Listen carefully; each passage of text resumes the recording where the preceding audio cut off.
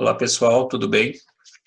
Nessa videoaula eu pretendo resgatar com vocês alguns dos conceitos que foram discutidos na última videoaula transmitida pelo Centro de Mídias. O tema dessa aula foi como identificar os materiais por meio de suas propriedades. E a ideia básica aqui seria a seguinte: quando a gente falou a respeito de transformação química e transformação física, a gente relatou a respeito das evidências macroscópicas sobre a transformação e aquelas evidências, muitas vezes, elas nos ajudam a concluir se aquela transformação ocorrida ela foi uma transformação física ou se ela foi uma transformação química. Porém, ela não é uma garantia e, às vezes, a gente pode cometer alguns erros apenas se baseando nessas evidências. Tá? A melhor maneira, a gente só tem certeza que uma transformação ela é física ou química quando a gente faz, de fato, uma análise microscópica do que aconteceu. Porque a partir do momento que você consegue perceber que antes da transformação era uma substância e depois da transformação a substância mudou, a gente chega à conclusão de que realmente se trata ali de uma transformação química, certo? Porém, se não é possível fazer essa análise microscópica, existe também algumas outras possibilidades para você chegar a uma conclusão que é justamente analisar as propriedades daquele material. Você pode, por exemplo, comparar essas propriedades do material antes da transformação com as propriedades depois da transformação. A ideia básica seria mais ou menos isso. E quando você fala em propriedades da matéria, algumas classificações elas poderiam ser feitas aí. A primeira classificação ela faz referência justamente às possibilidades das transformações física e química que a gente já discutiu. Então, eu poderia classificar as propriedades da matéria como sendo propriedades químicas, ou como sendo propriedades físicas. Qual que é a diferença entre elas? As propriedades químicas são aquelas propriedades que alteram a composição química da matéria. Um exemplo, combustibilidade. O que é isso? A possibilidade daquele material entrar em combustão diante de algumas circunstâncias, certo? E a gente sabe que a combustão ela é uma reação química, ela vai alterar o material ali envolvido. E aí a gente tem outras situações também, outras propriedades químicas. Por exemplo, oxidação, a efervescência, que são propriedades que estão diretamente relacionadas com a transformação química, tá certo? Agora, existem aquelas propriedades em que a alteração química da matéria não vai acontecer, que são as propriedades físicas. E essas propriedades físicas, entre outras classificações possíveis, a gente tem essa classificação em propriedades gerais, aqui, e propriedades específicas. E esse termo geral e específico, ele já nos ajuda a perceber do que se trata cada propriedade. Então, quando você fala assim, propriedade geral, você está pensando numa característica da matéria que é comum a qualquer uma delas, que não vai nos ajudar, por exemplo, a chegar a certas conclusões. Por exemplo, a massa é uma propriedade geral da matéria. qualquer porção de matéria, eu consigo atribuir um valor de massa ali, né? Então, por exemplo, se eu falo aqui, a massa de 10 gramas, como se trata de uma propriedade geral, apenas sabendo dessa informação, 10 gramas, você não consegue pensar na possibilidade do material a qual essa massa pertence, porque qualquer material pode ter 10 gramas. Por isso, é uma propriedade geral da matéria. O mesmo vale para volume, né? Se eu tenho lá um líquido de 2 litros, só essa informação não é suficiente para eu saber se são 2 litros de água, se são 2 litros de álcool. Percebem? Agora, existem propriedades específicas que são próprias para cada tipo de material. Então, por exemplo, a densidade das substâncias. É claro que todas as substâncias, todos os materiais, eu posso atribuir um valor de densidade para ela. Porém, existe uma diferença aqui. Se eu falo, por exemplo, olha, é um material que tem densidade de 1 grama por ml. Na hora, eu já vou pensar na água, porque a água é uma das poucas substâncias que tem essa densidade, certo? Já é algo mais próprio ali, no sentido de que cada material vai ter o seu valor atribuído. Muitas vezes os valores são muito próximos, dependendo das substâncias que eu comparo. Mas, quando eu tenho um grupo de várias substâncias, dificilmente eu vou encontrar todas elas com a mesma densidade, ali um valor próximo. Tá? Então, a gente tem uma situação em que a propriedade da matéria ela é uma propriedade específica. O mesmo vale aqui para ponto de fusão, ou seja, aquela temperatura necessária para que o sólido ele derreta, né? Ele derrete no caso da água, né, gente?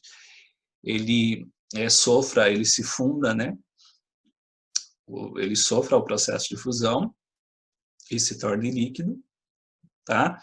E o ponto de ebulição, ou seja, a temperatura necessária para que aquele líquido ele se transforme em gás ou vapor, tá? A densidade, como eu falei, é uma propriedade específica, assim como a solubilidade também tá certo?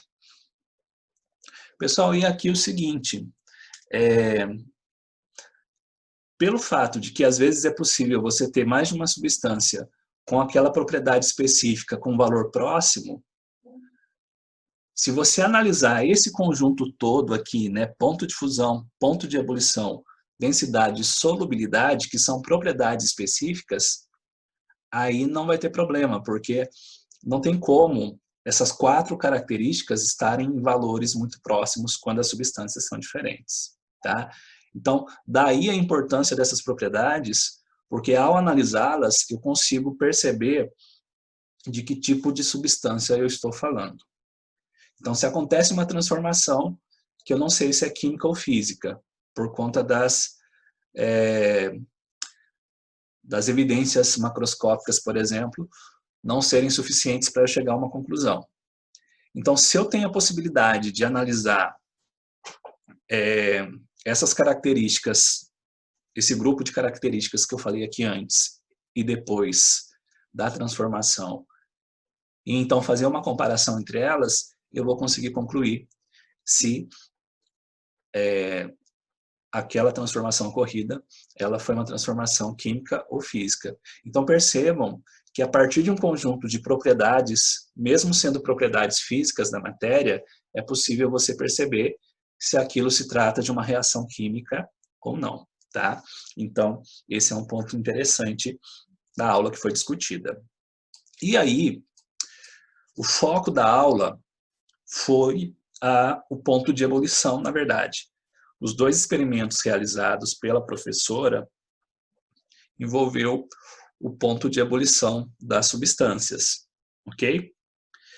Por conta disso, eu vou retomar aqui algo que ela também chegou a comentar durante a aula, que seriam as mudanças de estado físico. Tá? Já coloquei esse esquema também para facilitar. E aí o que acontece? Olha, vamos supor, para a nossa figura, a questão da água. Eu tenho aqui o gelo, né? Então, nessa primeira imagem, né, eu vou considerar a água no estado sólido, ok? Sólido, tá certo? Aqui eu tenho o estado líquido.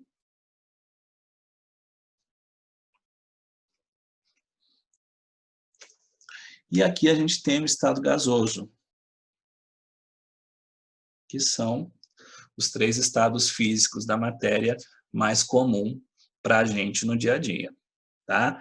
Só uma observação, lembrar que a água no estado gasoso, ela é invisível, né? Você não consegue vê-la ali. Aquela espécie de névoa que a gente percebe relacionada ao vapor da água, né? Quando a gente está fervendo a água, aquilo, na verdade, são gotículas dessa substância que estão se condensando, ou seja, se transformando novamente do estado gasoso para o estado líquido, tá? Mas só para a gente fazer referência ao estado gasoso, a gente tem essa imagem aqui que lembra, né? Vapor, nuvem, enfim. Bom, e aí o que acontece?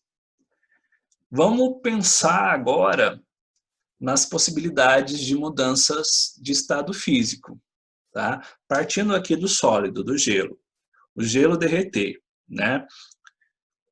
A gente sabe que existe uma temperatura que depende da pressão associada a esse material, mas que no caso do gelo, por exemplo, ele derrete em condições normais de pressão, ou seja, uma pressão atmosférica, que é aquele valor de pressão ao nível do mar, o gelo ele derrete, né?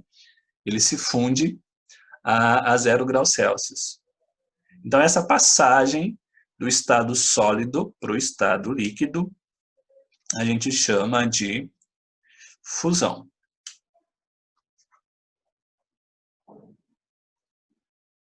Certo?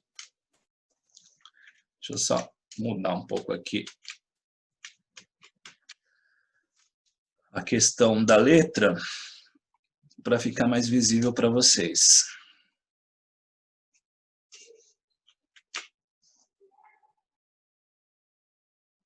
Bom, vamos lá. Então, do estado sólido para o estado líquido, nós temos um processo chamado de fusão. Lembrar que essa transformação física ela é classificada como endotérmica. É necessário que a substância absorva a energia térmica para que a mudança ocorra, para que a transformação aconteça. Tá certo? Do estado líquido para o estado gasoso, a mudança de estado físico é denominada vaporização. Também é uma transformação endotérmica, certo?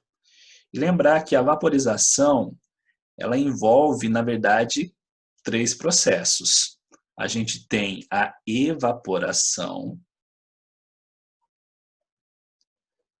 certo? A gente tem a ebulição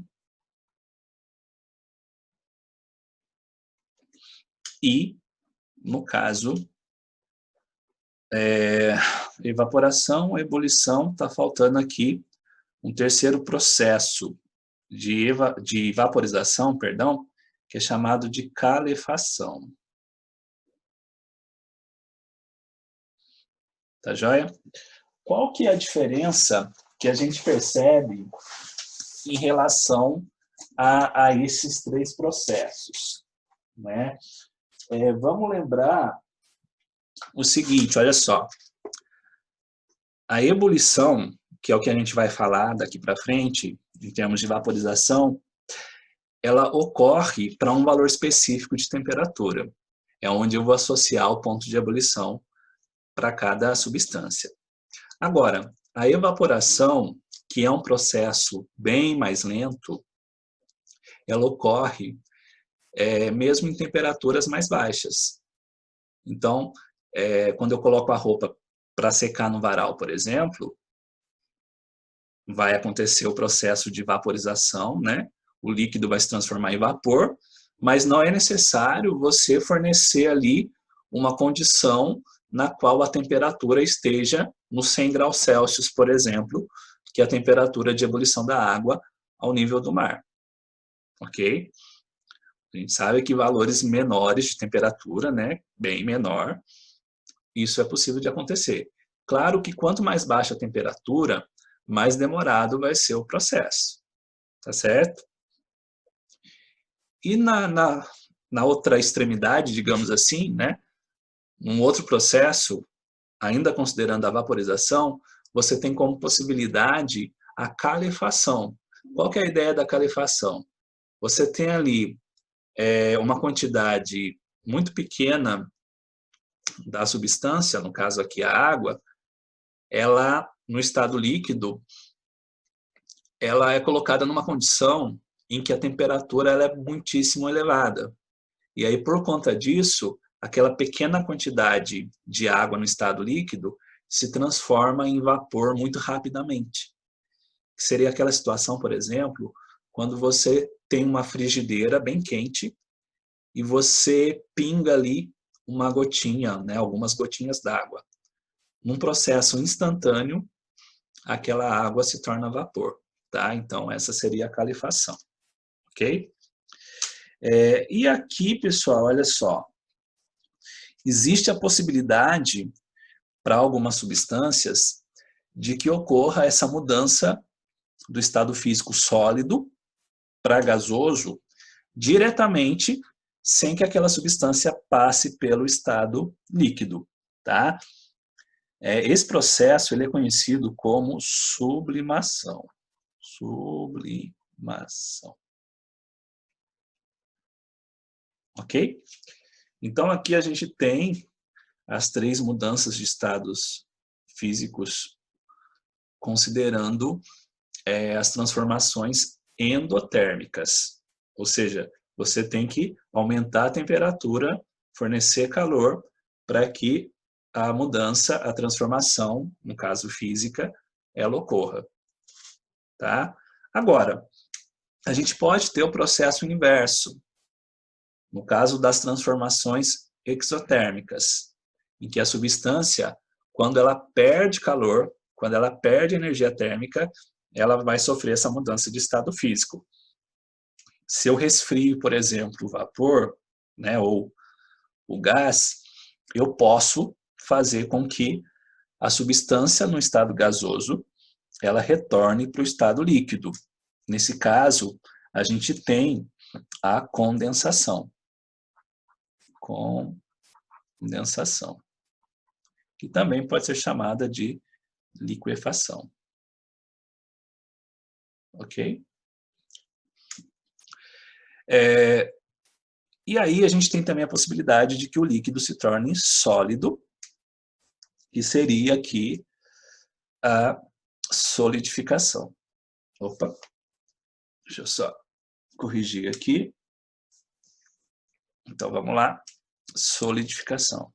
Solidificação.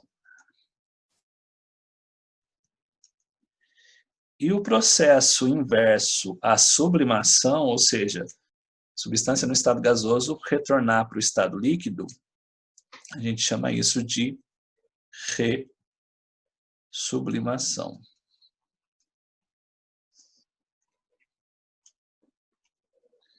Tá certo? Bom, feito isso, vamos analisar,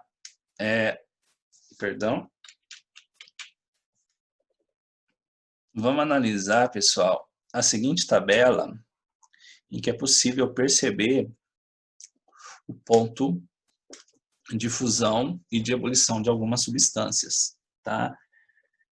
A gente falou que ao nível do mar, o ponto de fusão da água é 0 graus Celsius e o de ebulição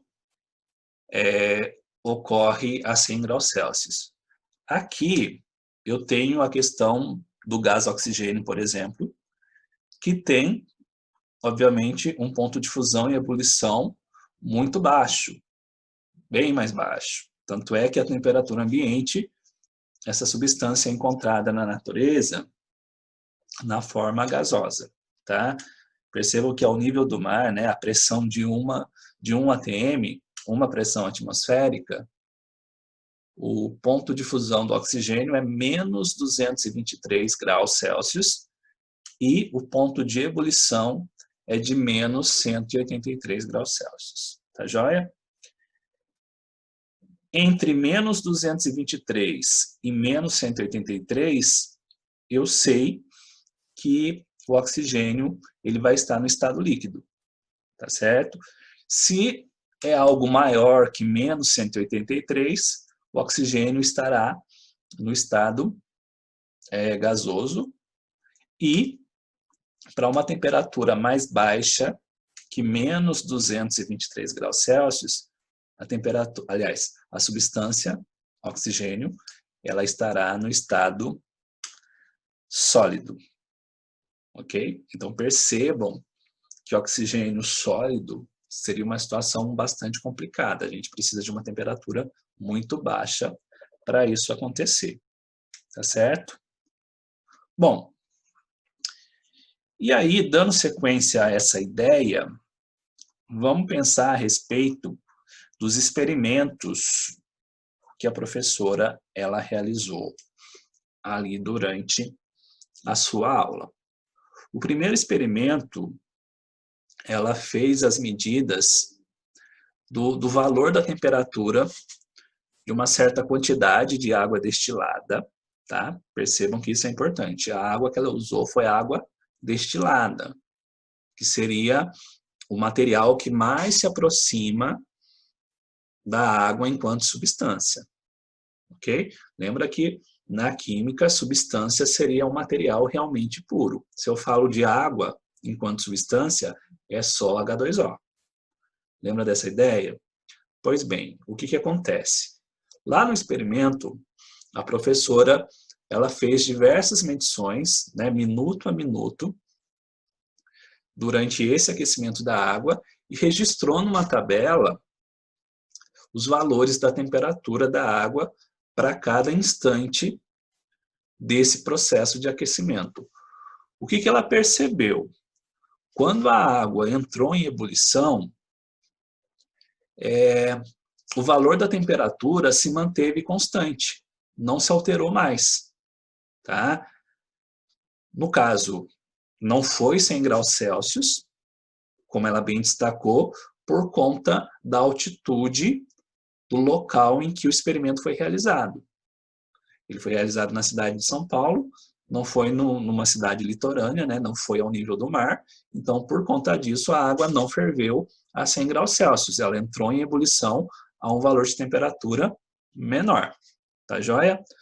Mas o que é importante a gente observar é que durante esse processo de ebulição, a temperatura da água ela não se alterou mais, ela se manteve constante. A tabela ela é bem interessante para mostrar isso, mas a melhor maneira, né, uma forma mais conveniente de você mostrar esse aquecimento seria uma representação gráfica, como eu tenho aqui. Tá? Essas representações gráficas, quando você está elevando a temperatura ao longo do tempo, ela costuma ser chamada de curvas de aquecimento. Então, aqui eu tenho representado a curva de aquecimento para a água, mas nesse gráfico eu começo com uma temperatura da água no estado sólido, ou seja, gelo. Diferente do que a professora fez. A professora ela começou com a água à temperatura ambiente, né? Então a água já estava no estado líquido, a temperatura ambiente, E aí, ela aumentou a temperatura até que a água entrasse em ebulição. Esse gráfico, percebam que eu tenho um intervalo de temperatura muito maior. Eu inicio aqui a menos 25 graus Celsius e lá no topo a água já ultrapassou os 100 graus Celsius, certo? Aquela ideia de que a temperatura se mantém constante, como que a gente observa isso lá no gráfico? O gráfico da curva de aquecimento, ele vai mostrar os valores de temperatura, no caso aqui em graus Celsius, em função do tempo de aquecimento em minutos. Tá joia? E aí a gente observa o seguinte, olha só. Existem dois momentos aqui onde fica evidente essa constância da temperatura, ou seja, a temperatura se mantém ali no mesmo valor. O que já era esperado para a gente, né? O que já era esperado para a gente, considerando a água, observem que quando a água ela aumenta de temperatura, a água no estado sólido, no caso, gelo, ela estava lá menos 25. Ela foi aumentando a temperatura, né, durante o aquecimento. Ao chegar em 0 grau, a partir daí, durante vários minutos, a temperatura se mantém no mesmo valor. Lembra que essa característica da não variação da grandeza que se encontra aqui no eixo vertical, né, no caso a temperatura, ela pode ser observada por essa reta que tem a mesma direção que o eixo horizontal, né, ou seja, direção horizontal. No caso aqui, foi destacado na cor vermelha, certo? Então, a partir desse gráfico, eu consigo ter certeza que se a temperatura ela não se alterou, mesmo você fornecendo calor, significa que aqui ocorreu uma mudança de estado físico. E como antes eu tinha um sólido, essa mudança de estado físico, ela só pode ser aqui a fusão, tá? Até registrar aqui, eu tenho nesse caso a fusão acontecendo, ok? Então, olha só, aqui nesse eixo eu tenho fusão.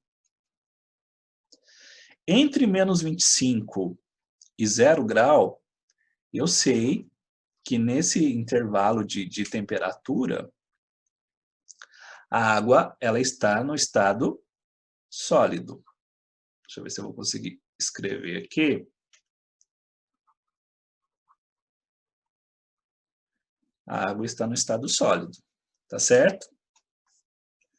Quando ela entra em fusão, seria a mudança de estado, eu vou ter no comecinho, né, logo no primeiro instante ali, depois do 0 grau, o gelo, né, estado sólido apenas, e aí começa a aparecer um pouquinho de água.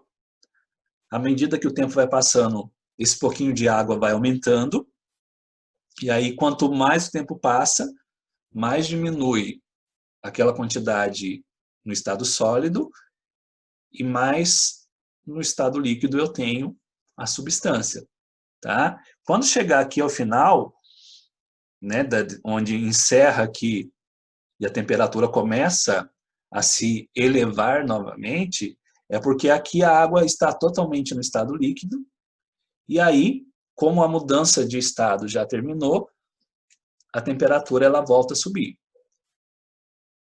Porque quando você fornece calor para a substância, aqui eu estou falando de material puro, ok? Quando você fornece o calor para a substância, esse calor ou ele é usado para alterar o estado físico ou ele é usado para elevar a temperatura. Mas é importante a gente destacar isso. Essa observação que eu fiz, ela só vale quando eu tenho uma substância, ou seja, um material puro. Conforme a gente vai ver no próximo gráfico, relacionado àquele experimento, né, da água misturada com sal, isso não vai acontecer, tá certo? Porque aí eu já não tenho substância material puro, eu tenho uma mistura de substâncias, ok? Bom, mas retornando aqui, entre 0 e 100 graus Celsius, né, durante esse intervalo de temperatura, perdão, eu sei que a água ela está no estado líquido. E aí o que eu observo? Chegou em 100 graus Celsius, nesse ponto aqui, a temperatura volta a permanecer constante. Porque aqui está acontecendo novamente mais uma mudança de estado físico. Nesse caso, eu tenho a ebulição. Ok? A água atingiu o seu ponto de ebulição, ela passa a se transformar de líquido para vapor. Quando chegou aqui, olha, o meu eixo do tempo ele não está identificado, né? Mas se eu trouxesse aqui para o valor do eixo do tempo, eu saberia, caso a escala fosse colocada, quantos minutos foi necessário para isso acontecer, né? Entre esse trecho e esse, o intervalo de tempo corresponde ao tempo necessário para que todo o líquido se transformasse em vapor, né? E a partir daqui eu tenho a água no estado gasoso, no caso, vapor d'água. Certo? Pessoal, então, a partir da curva de aquecimento, a gente consegue chegar em algumas conclusões a respeito daquela substância. Essa análise ela acaba sendo interessante para a gente. E aí, se nós considerarmos o segundo experimento. No segundo experimento, o que a professora chegou a fazer? Ela aqueceu uma mistura de água e sal de cozinha, né? A famosa salmoura, como a gente costuma chamar. Tá? Quando ela causou esse aquecimento e construiu aquela tabela, a partir da mistura, né, da solução, no caso, a temperatura ambiente, ela conseguiu perceber que quando a solução começou a ferver, né, entrou em ebulição, aquela ideia da temperatura se manter constante não aconteceu mais, certo? Se a gente fizesse um gráfico, como eu trouxe aqui, para representar essa variação da temperatura durante o tempo de aquecimento, a gente não teria mais aquela situação em que, num determinado trecho da nossa curva, eu teria ali uma reta paralela ao eixo do tempo, né? na mesma direção horizontal que o tempo. Tá certo? Então, isso me permite concluir, quando eu analiso uma curva de aquecimento que tem essa característica, de que aquela substância que eu estou analisando, ou melhor, de que aquele material que eu estou analisando, ele não é uma substância, ele não é um material puro, mas sim uma mistura de duas ou mais substâncias. Tá joia?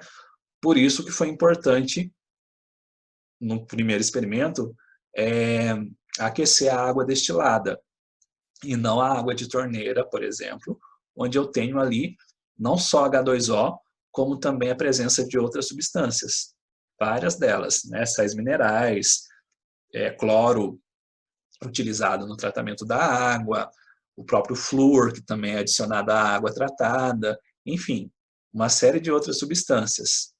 Então, nesse caso, né, a água que a gente tem ali na torneira seria água potável, já que ela passou por um tratamento na estação, né, na estação de tratamento de água. Embora seja potável, ela não se encaixa nessa ideia de substância, de material puro, porque ela não contém só H2O ali, ela contém também outras substâncias misturadas. Tá? E no caso, nessa situação, onde não é uma substância, não é um material puro, a nossa curva de aquecimento ela não vai apresentar aqueles trechos em que a temperatura permanece constante ao longo do tempo, como a gente verificou no gráfico anterior. Tá joia? Bom, feito isso, eu gostaria de apresentar para vocês um exercício, né, um exemplo, para a gente poder discutir aqui, tá? Pessoal, então olha só.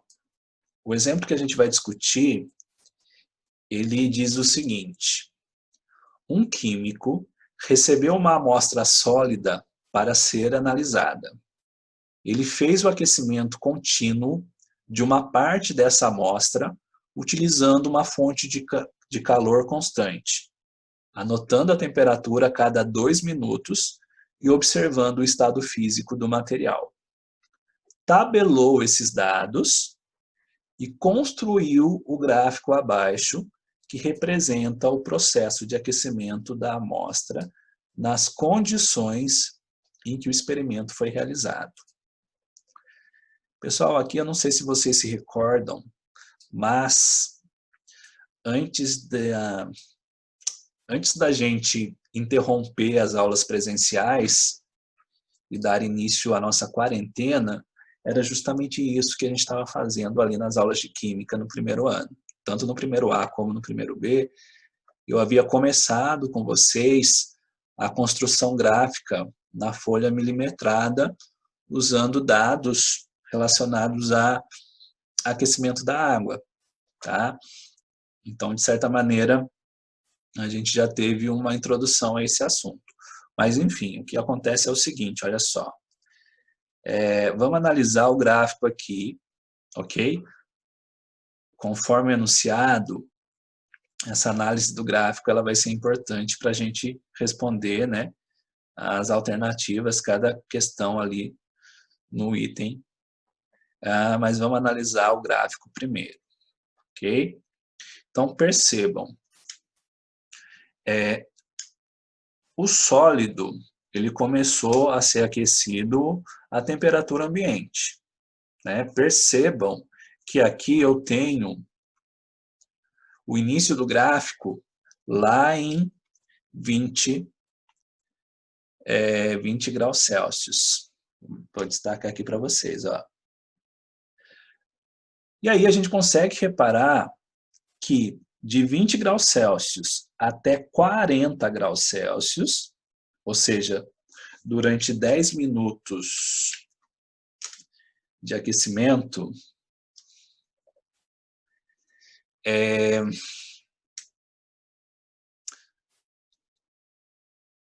variou a temperatura, né, obviamente, como aparece aqui.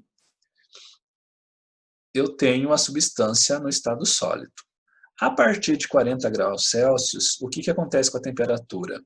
Ela se mantém entre 10 minutos e 30 minutos, ou seja, durante 20 minutos, a temperatura se mantém constante.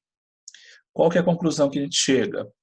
Se você está fornecendo calor e ao longo do tempo a temperatura não muda, é porque ali está acontecendo uma mudança de estado físico.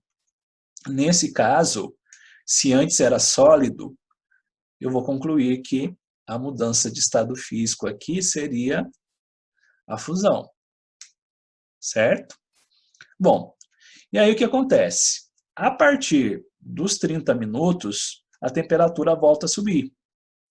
E quando ela atinge os 70 graus Celsius, o que vai acontecer 10 minutos depois dessa última situação que eu falei, a temperatura ela volta a se manter constante entre esses dois instantes, olha, entre 40 minutos e 60 minutos, ou seja, perdão, novamente, ao longo de 20 minutos a temperatura não se alterou, tá? Portanto, a conclusão, mudança de estado físico, né? O que aconteceu aqui? Que mudança de estado físico é essa? Ebulição. Já que eu tinha a substância, o material no estado líquido e agora, né, a temperatura se manteve constante, significa que ele está entrando em ebulição. Notem que eu chamei de substância o material e aqui eu posso fazer isso, Porque se a temperatura se mantém constante durante a ebulição e a fusão, é porque realmente se trata de uma substância, um único material ali. Mas deixa eu só arrastar aqui para a gente responder o item A desse exercício. Olha só, dê o estado físico da amostra a 1 atm nas seguintes temperaturas: 35 graus Celsius, 60 graus Celsius e 80 graus Celsius. Tá? Pessoal, olha só, o valor 35, ele está aqui, né, obviamente, bem na metade entre o 30 e o 40, certo? Então, quando eu levo isso lá para o gráfico, observem que a temperatura está naquela fase, né, de mudança, logo depois que a substância passou pela fusão.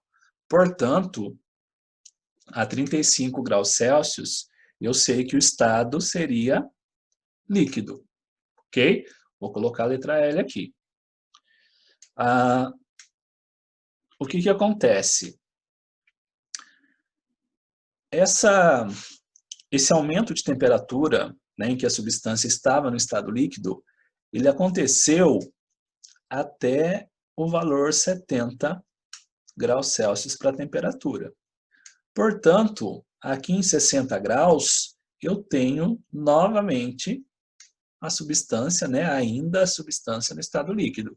Ela só vai se transformar no estado gasoso a partir dos 70 graus aqui, 1 hora depois do aquecimento ter começado. Tá? E aí eu já consigo estabelecer a próxima resposta. Né? 80 graus Celsius, a minha substância está no estado gasoso, porque aí entrou em ebulição na temperatura de 70, portanto, estado gasoso. Ok? Aí vem, na letra B, qual é a temperatura de fusão da amostra a 1 atm? Bom, eu percebi aqui que a fusão ela começou a temperatura de 40 graus Celsius, ok? Vou colocar aqui, ó, TF é igual a 40 graus Celsius, de acordo com o gráfico. Em que instante iniciou-se a fusão? A fusão, ela teve início, deixa eu só corrigir isso, a unidade de temperatura, né? Graus Celsius. Pessoal, a fusão ela teve início quanto tempo depois do início, do começo, né, do experimento, do aquecimento? 10 minutos, certo? Então, respondendo aqui, iniciou-se, só para facilitar a organização, como são 3 questionamentos no mesmo item, né, no item B, a resposta do primeiro aqui, né, 40 graus Celsius, a resposta do segundo questionamento, em que instante iniciou-se? No instante 10 minutos, certo? E o terceiro questionamento, quanto tempo levou para a fusão total? Né? Bom, a fusão ela iniciou no instante 10 minutos e se encerrou no instante 30 minutos. De 10 minutos para 30 minutos, quanto tempo se passa? 20 minutos. Certo? Bom, feito isso, vamos analisar agora os itens C, D e E do nosso exercício. Pessoal, no item C, qual é o aspecto, estado, do material após 20 minutos de aquecimento? Então, depois de 20 minutos de aquecimento, certo? Deixa eu só trazer para cá o gráfico, para ficar mais fácil da gente analisar. Vamos lá. Depois de 20 minutos de aquecimento, vou aqui no gráfico procurar o valor 20 minutos e levar esse valor lá na nossa curva. Nesse ponto, né, qual é o aspecto, qual é o estado físico do material? Aqui você vai ter uma mistura, né, parte do material. Veja que metade do processo aconteceu. Então, metade da substância ali se encontra no estado líquido e a outra metade é no estado sólido. A gente pode colocar assim, ó, sólido mais líquido. Ok? Tá claro? Uma parte já derreteu, né? No caso, já fundiu. E a outra parte ainda está no estado sólido, porque a gente está na metade do processo de fusão. Ok? Bom, depois, caso o químico interrompesse o aquecimento após 35 minutos. Lembrar que 35 minutos depois, a substância estava no estado líquido. E a amostra sofresse um resfriamento. Então, a temperatura voltaria a diminuir. Em que temperatura a amostra começa a se solidificar? Pessoal, aqui tem uma coisa importante para a gente destacar. Quando você fala em ponto de ebulição, por exemplo, a água entra em ebulição a 100 graus Celsius a 1 atm, certo? Ao nível do mar. Eu tenho que pensar o seguinte, qual é o contrário da ebulição? O contrário da ebulição é a condensação. Mas a temperatura necessária para isso acontecer vai ser a mesma.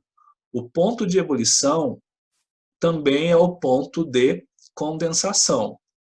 Mas qual que é a diferença entre eles? Como é que eu sei que estando a substância a 0 grau, perdão, a 100 graus, se ela vai sofrer um processo, né, para se transformar em gás, ela está sofrendo um processo para se transformar em gás, no caso da ebulição, ou em líquido, no caso da condensação.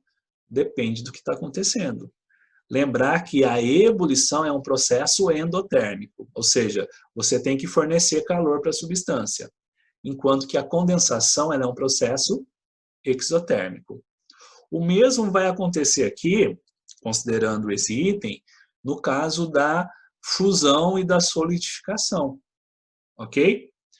Se 35 minutos depois, a substância, toda a amostra ali, né, ela já se transformou no estado líquido. Se 35 minutos depois para de se fornecer calor e aí volta a ter o resfriamento, né, melhor, a temperatura volta a diminuir, quando é que vai solidificar? Vai solidificar na mesma temperatura em que a fusão começou a acontecer. Né? Já que a solidificação é o processo da fusão, o ponto de solidificação é o mesmo que o ponto de fusão. Portanto, no caso do nosso exemplo, né, nessa amostra, também ocorrerá a 40 graus Celsius. Ok? E, finalmente, o item E, qual é a temperatura de ebulição da amostra? Conforme a gente concluiu no gráfico, a ebulição ela se iniciou a 70 graus Celsius, ok? Então, temperatura de ebulição, deixa eu voltar aqui na caneta, ela ocorre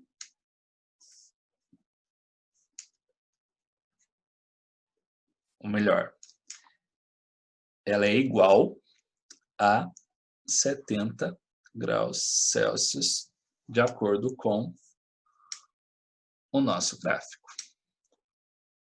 Ok? 70 graus Celsius. Tá certo? Pessoal, com isso a gente encerra a nossa aula, mas não deixem de fazer os exercícios que eu propus, considerando as videoaulas sobre esse tema. Tudo bem? Obrigado pela atenção e até a próxima.